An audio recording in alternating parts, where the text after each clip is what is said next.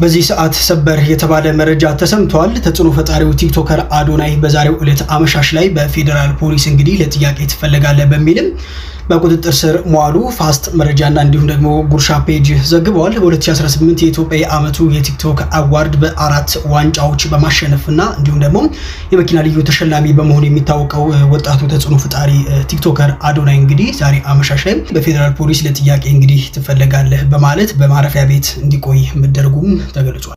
Justice for Adonai. He is a symbol of modern Ethiopian youth. አዶናይ በምን ምክንያት ሊታሰር እንደቻለ የኢትዮጵያ ፌደራል ፖሊስ መግለጫ አውጥቷል። በዚህ መሰረት ታዲያ አዶናይ በቁጥጥር ስር ሊውል የቻለው ከኢትዮጵያ ሕዝብ ባህልና እንዲሁም ደግሞ መልካም ስነ ምግባር በተቃራኒ በሕዝብ ዘንድ ተቀባይነት የሌለው አስነዋሪ አለባበስ ለብሰው በአደባባይና እንዲሁም ደግሞ በቴሌቪዥን ቀጥታ ስርጭት የታዩት 5 ተጠርጣሪዎች በቁጥጥር ስር በዋሉበት በወንጀል ጉዳይ ጋር በተያያዘ መሆኑን የኢትዮጵያ ፌደራል ፖሊስ አስታውቋል። እናንተስ በዚህ ጉዳይ ምን ትላላችሁ? ሀሳባችሁን አጋሩ። እንዴት አላችሁ? በቀደም ስለ አዶናይ ሳውራ ምን ብዬ ነበር? ይሄ ልጅ ልክ ትልቅ ጥፋት እንደሰራ እቺን ቃላት እዚና እዛ እያደረጉ ልጁን የሆነ ወጥመድ ውስጥ ሊከቱት ነው። ልጁ ላይ መንገዱ ላይ ሊቆሙ ነው፣ ሊጠልፉት ነው፣ ሊጥሉት ነው።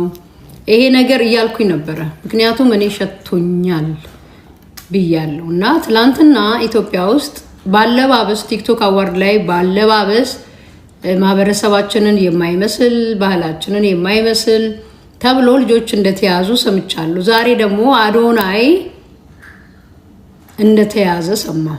ይሄን የሰማሁት በጣም ከሚታመን ሰው ነው እና ይሄው ነው በቃ። እነዛ በአለባበሳቸው ነው። that's fine። አዶናይ የሰራው ወንጀል የለም። በእርግጥ ትክክለኛ ህግ ከያዘው ተጣርቶ ይለቀቃል። ግን እንደዚህ ከተጀመረ የሞራል ስብራት ነውና እንግዲህ እስካሁን ድረስ እኔ ለአዶናይ ጠበቃ አይደለሁኝም፣ ግን ከሪያሊቲ አንፃር ነው። ስለ ሌሎችም ስናገር ያየሁትን ነው። ሶሻል ሚዲያ ላይ ያየሁትን ነው የምናገረው፣ ለማንም በማዳላ ሳይሆን። ካጠፋ አጥፍተዋል እላለሁ። ምክንያቱም ሁላችንም ወንድም አለን፣ ሁላችንም ልጆች አሉን፣ ሁላችንም አባት አለን፣ ከወንድ ተወልደናል። ብቻ ሰው ነን እና ሪያሊቲን እንጂ ወግኜ ምናምን አይደለም። ሰው አዶናይ ያሳሰረው ጉዳይ ወይ ያስያዘው ጉዳይ አልገባኝም። እንግዲህ ብዙ ግን ነገር እንደተፈለገበት ከቀድሜ ገብቶኛል። ልጁን የምትቀርቡ ሰዎች ለቫኬሽን ብሎ የሆነ ሀገር ቢሄድ ምከሩ ብዬ ነበር፣ አልመከራችሁትም። አሁን መያዙን ሰምቻለሁ። እንግዲህ ሊያስጠይቀው የሚችለው በይሄንን ምንድነው ሰግጥ የሚለው ቃል ነው አይደለ? ኤኒዌይስ I don't know what's going on። like አንዳንድ ጊዜ በጣም አሁን ሙሉ ወንጌል ናት እንደ ሀገሪቷን እየመራች ያለችው ማለት ቤተክርስቲያን ማለት which is fine። ያደኩበት በስርዓት ያሳደገችን ቤተክርስቲያን ማለት ካለባበስ ጀምሮ ዲሲፕሊን የሚያስታሲዝ ቤተክርስቲያን ማለት ነውና that's good። እንደ ለጄነሬሽኑ ጥሩ ነገር የሚቀርጹ ጥሩ ዲሲፕሊን አስይዘው በዛው ልክ ደግሞ ለጄነሬሽኑ የሚያስፈልገውን ነገር እየሰጡ ስራ እየፈጠሩ ከቦዘኔነት ከሱስ ከምን እያወጡ ከሄዱ አደግፋቸዋለሁ። አሁን የሚደረገው ነገር ግን ወጣትን ቅስም መስበር ህግ ማስከበር አይደለም። ይሄንን ገፍጬ ነው የምነግራችሁና ብዙ ግፍ ተሰርቷል፣ ብዙ ነገር ተደርጓል። እኔ ባለጌዎችን ኢንከሬጅ ማድረግ ሰው አይደለሁኝም። ግን what's going on? ምንድነው እየሆነ ያለው? ምንድነው አሁን ወጣቱን በጣም ዲሲፕሊን እያስያዘ ነው መንግስት በሚለው ክሬዲት እንስጣው። እኛ ያለቀብን ንጹሃን ህዝብ ፍትህ ያጣንበት አለ። ዛሬ ህፃናት ልጆችን ወደ ወጣቶችን ግራ ማጋባትና አጉል እስር ቤት ምናምን ማድረግ ለያንን ፍትህ መሸፈኛ ነው ወይስ what's going on? የኢትዮጵያ መንግስት ምን እያደረገ ነው? ምን እየሰራ ነው ያለው? እኛ ብዙ ጋርቤጅ ብዙ የሚጠረግ ጋርቤጅ ብዙ ፍትህ ያጣሽ ነፍስ ብዙ ፍትህ አታ የምታለቅስ የልጇ ደም የፈሰሰባት እናት የተፈናቀለ ማህበረሰብ በአራቱም አቅጣጫ አለን። ስለዚህ ትንንሽ ልጆች ቁጭ ብለን ማደናቆሪያ መስሪያ የሚሰራበት ጊዜ አይመስለኝም። seriously this is too much። አሁን ይሄን ሰሞን የሚደረገው አንዳንዶቻችሁ በጣም ባህላዊ ይሄ ባህላችን ወጋችን ምናምን ምትል don't cover up። ብዙ ስንት ህፃናት የተደፈሩ አሉ፣ ብዙ እናቶች ተፈናቅለዋል በአራቱም አቅጣጫ። ያንን ማንሳት ይቀርማል። ዛሬ በጣም ደብሮኛል። ከስንት ጊዜ በኋላ በጣም ደበረኝ ዛሬ። እንደምታውቁት እኔ ውስጤ ላይ ያለው ስሜት አልዋሻችሁም ከብዶኝ ነበረ ዛሬ፣ ጨንቆኝ ነበረ፣ ደብሮኝ ነበረ። ከዚህ ምንድነው የምማረው? አይ ቲንክ አንዳንዴ መማር ይሰለቸኛል። አይሰለቻችሁም? አንዳንዴ በህይወት መማር አይሰለቻችሁም? ዋት መማሩ የሚቅርብኝ ዝም ብዬ ልኑር ብቻ ከነ ድብርቱ ከነ ጭንቀቱ ከነ ምናምኑ ህይወት ነች፣ በቃ ዝም ብዬ ልኑራት ብላችሁ አታውቁም? እንደዛ አይነት ቀን ያሳለፍኩት ዛሬ እላችኋለሁ። ግን አዶናይ ነኝና መማር ወዳለሁ ከህይወት። የዛሬ ትምህርቴን ላስረዳችሁ ፈልጋለሁ። አይ ቲንክ እግዚአብሔር የሆነ አዲስ ነገር ሲያቀድላችሁ ሁሌም በፈተና ነው የሚያሳልፋችሁ። እኔ ልብ ብዬ አስተውየዋለሁ። እኔ እንደኔ በጣም በብዙ ፈተና ያለፈ ሰው የለም። ልንገራችሁ ጋይስ፣ በብዙ ነገር ተፈትኛለሁ። በብዙ ንቀት አልፌያለሁ፣ በብዙ ውድቀት፣ በብዙ ኖ እምቢ፣ አንተ በቂ አይደለህም ምናምን በጣም ኤክስፒሪየንስ ያደረኩኝ ሰው ነኝ። በእነዚህ ነገሮች አልፌያለሁና አስተውያለሁ። የእግዚአብሔር የበረከት ፕሮሰስ አይቼዋለሁ። ስቴፕ ባይ ስቴፕ ምን እንደሚመስል ሁሌም አንድ እግዚአብሔር ማለት ነው በረከት ሲያስብልህ መጀመሪያ ምን ያደርጋል መሰላችሁ?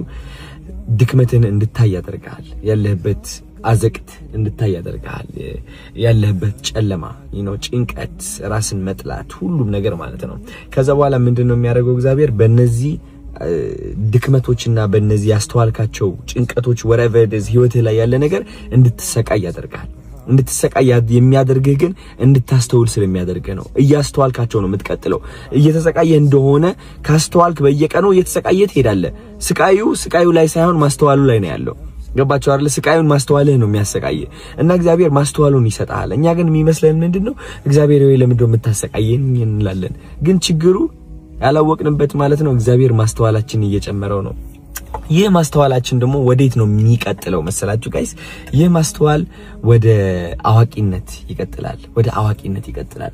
ስለ ህይወት ማወቅ ትጀምራላችሁ። ስለ ራሳችሁ ማወቅ ትጀምራላችሁ። ስለ ብዙ ነገሮች ማወቅ ትጀምራላችሁ። ከዛ መረጋጋትን ይከተላል። ትረጋጋላችሁ። ቢካዝ ካወቃችሁ በኋላ ለምን እየተጎዳችሁ እንደሆነ ታውቁታላችሁ። ማን እየጎዳችሁ እንደሆነ፣ ውድቀታችሁ ከየት እንደመጣ፣ ከዛስ ምንድነው የሚከተለው የሚለው ነገር ልባችሁና አእምሮአችሁ እያወቀ ይመጣል ማለት ነው። እዚህ ደረጃ ላይ ከደረሳችሁ ደግሞ ተስፋ መቁረጥ የሚባል ነገር የለም። ከእውቀት በኋላ ከዛ ተስፋ አለመቁረጥ ይቀጥላል። ተስፋ አለመቁረጥን ደግሞ ምን ያመጣል? በረከትን ያመጣል። ይህ በረከት ደግሞ ከምታስቡት በላይ ትልቅ ይሆናል። እግዚአብሔር የፈለገው በረከት ይሆናል። ከዛ በኋላ ግን ከበረከት በኋላ ደግሞ ትንጥዬ ውድቀት ትከተላለች። እቺ ውድቀት ደግሞ ምንድነው የምታስከትለው? ማስተዋልን ታስከትላለች። ከማስተዋል በኋላ ደግሞ አዋቂነትን ታስከትላለች። ከአዋቂነት በኋላ ደግሞ ተስፋ ለመቁረጥን፣ ካለ ተስፋ ለመቁረጥ ወደ በረከት ማለት ነው ጋይስ። ስለዚህ ሁሌም ስቴፕ ባይ ስቴፕ ነው። እናንተ ሜቢ አሁን ድህነት ውስጥ ልትሆኑ ትችላላችሁ። መውጣት ያቃታችሁ ድህነት ውስጥ፣ ወይም ደግሞ ራስን መጥላት፣ ህይወትን አስጠልቷችሁ ሊሆን ይችላል። ሁሉም ነገር ሰልችቷችሁ ሊሆን ይችላል። ግን ማወቅ ያለባችሁ ይህ ህይወት እያስጠላችሁ አይደለም። እያስጠላችሁ እንደሆነ ነው እያስተዋላችሁ ያላችሁት። ይህ ህይወት ስቃይ የበዛበት አይደለም። ስቃይ የበዛበት እንደሆነ ነው እያስተዋላችሁ ያላችሁት። ስለዚህ ማስተዋሉን አትጥሉት። እግዚአብሔር ነው እንደ ትዕድልት እንደ በረከት ጠቅልሎ እየሰጣችሁ ያለው። ለምን? ለአዲሱ በረከታችሁ እያዘጋጃችሁ ስለሆነ ማለት ነው ጋይስ። ልንገራችሁ፣ ስቃያችን ማስተዋል ማንችል ከሆነ ጋይስ በረከታችንን ማስተዋል አንችልም። ልብ ብላችሁ ተገንዘቡልኝ። ስቃያችን የማስተዋል አቅም ከሌለን፣ ድክመታችን ጎዶሎነታችን የማስተዋል አቅም ከሌለን፣ ጥንካሬያችንና ስኬታችን የማስተዋል አቅምም የለንም።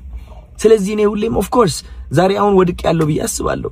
ያጋጠመኝ ነገር አለ። ገባችሁ አይደለ? የሆነ የደበረኝ ነገር አለ። አስተውየዋለሁ።